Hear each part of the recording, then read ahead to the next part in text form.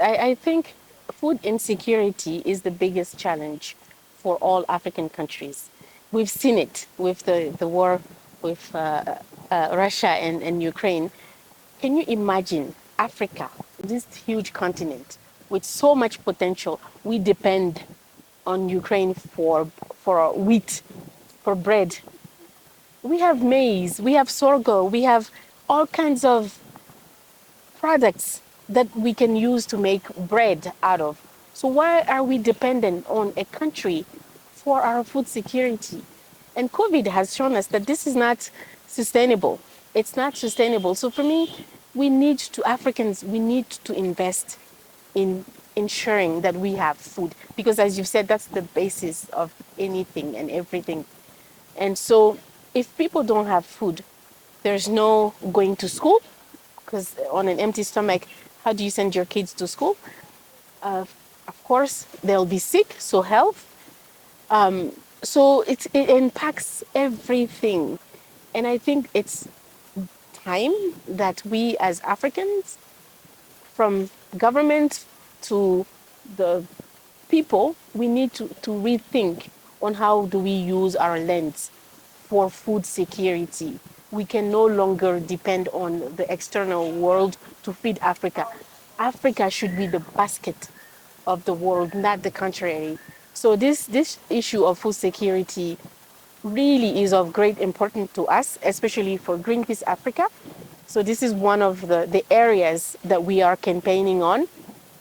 As you know, Greenpeace in Kenya had a campaign called Food for Life, and we are going to try to re-energize our communities, our partners, so that we take this issue of food security, table it again and say, what can we do as a country, as Kenya, what can we do as a continent to really ensure that we have food security for Africans as the basis of anything we do.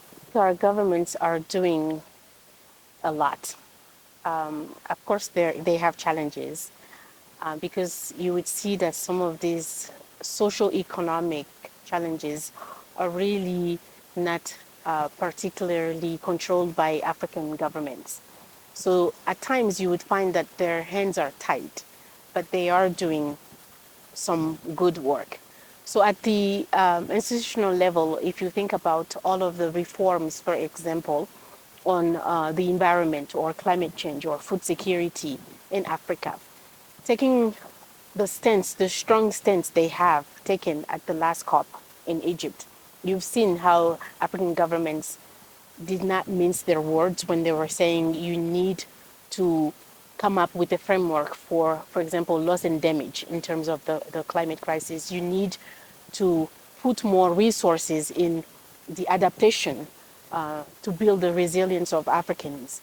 Those are strong, very strong stance that African governments are taking, which is a new thing for Africa to really come and say, this is what we need. You cannot continue to cause these pollutions at the global level with immediate impact on the lives of Africans and refuse to help us, whether it's technically or financially. So they are trying, African governments are trying. And we at Greenpeace Africa, we are trying also to accompany their efforts. You know, of course, there are challenges. Of course, they need to do more, but we do recognize that they're trying.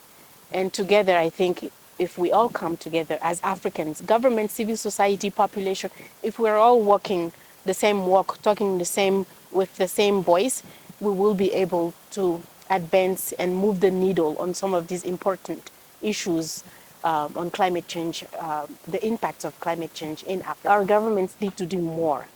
They need to do more. Of course, like I said, they do what they're doing things, but they need to do more. It's not just, about investing here and there in the agricultural budget, the Ministry of Agriculture. We can see how do we systematically, for example, increase the national budget for agriculture. If it's, I know the Malabo Declaration, for example, says that every African government is supposed to give 10% of its national budget to agriculture.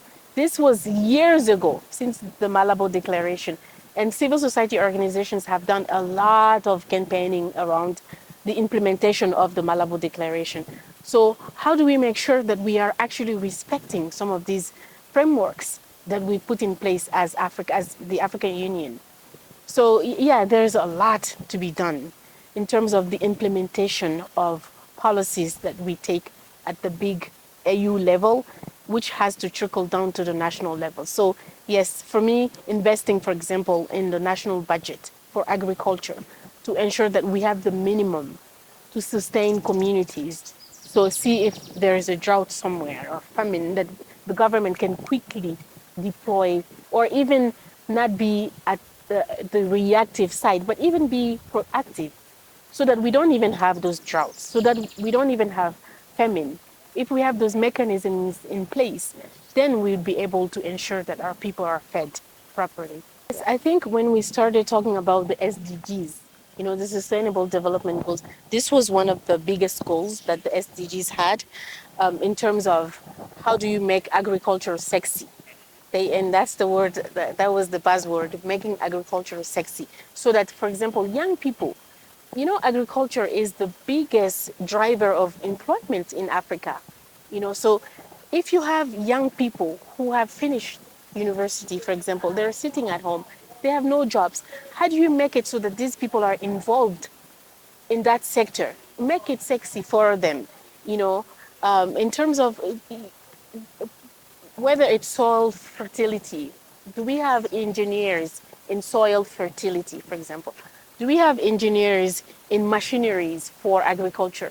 Looking at the whole value chain, how do we make it so that young people, who are the majority of the population, are involved in that, to secure that domain, that area of development is actually anchored in our development model.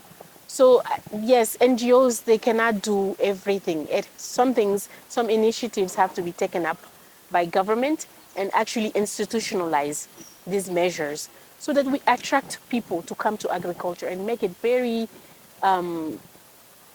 put incentives for people to come and join that sector, because it's a very, very economically viable sector if done properly. So yes, the governments can do more, I think, yeah. You have many countries that are using technology in agriculture to make it very productive. So I was saying, for example, I'll just take the example of Rwanda, where I'm based.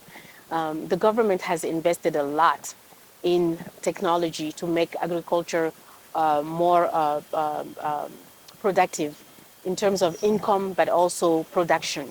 And they're using drones. They're using so many different type of new technology for soil, for mechanization, for even measuring the growth of plants, for example. They are investing heavily in agriculture, using technology in agriculture, and it's bearing fruit.